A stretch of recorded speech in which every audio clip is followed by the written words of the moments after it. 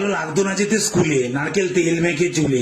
এক একদিন তো ইচ্ছা করেই বই নিয়ে যেতাম না ভুলে। পিঠে ভারী ব্যাগ ঝোলানো, সেই ভাঙা সাইকেল চালানো, তবে থেকে যেতে ভালো লাগতো, তবে থেকে শিখলাম স্কুল পালানো। এক বন্ধু ছিল আমার, কলার সোজা থাকতো তার জামার। স্কুল পালানোর আলাদাই টেকনিক ছিল সেই মামার। বলতো শোন আমার কথা, খাটাবি একটু মাথা, পরের দিন যেন ধরা না পড়িস, যতই চেক করুক প্রেজেন্টের খাতা। প্রথম পিরিয়ডে বসবি ফার্স্টে, সেকেন্ড পিরিয়ডে বসবি লাস্টে, তারপর টিফিনটা হলেই টুক করে স্কুলে পাঁচিলটা যাবে একটু টপকে কষ্টে। আমি বললাম কেন? বললো কেউ বোঝে না যেন, ছেলে পুলে স্যারকে লাগাতে ওস্তাদ, ওসব কটাকে চেনো?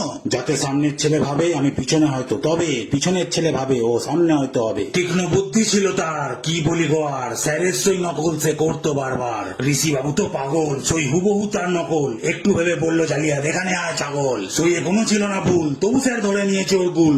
স্যার লাল গালি ছাড়া সই করে না, আরো নীলে করে ফেলেছে ভুল। স্যার তাকে নিয়ে কোলে, সেই যে জালিয়াত নাম দিলে, রাস্তাঘাটে এখনো সে একই নাম চলে। দাঁড়িয়ে বারান্দায় স্কুলে দেখতাম সব ভুলে, কি সুন্দর বিনা বাধায় মানুষ আর গাড়িগুলো যাচ্ছে চলে। আজ রাস্তায় দাঁড়িয়ে দেখি স্কুলের বারান্দাটায় ডিউকি, কি সুন্দর হতো যদি ওখানে কাটাতে পারতাম জীবনটা বাকি।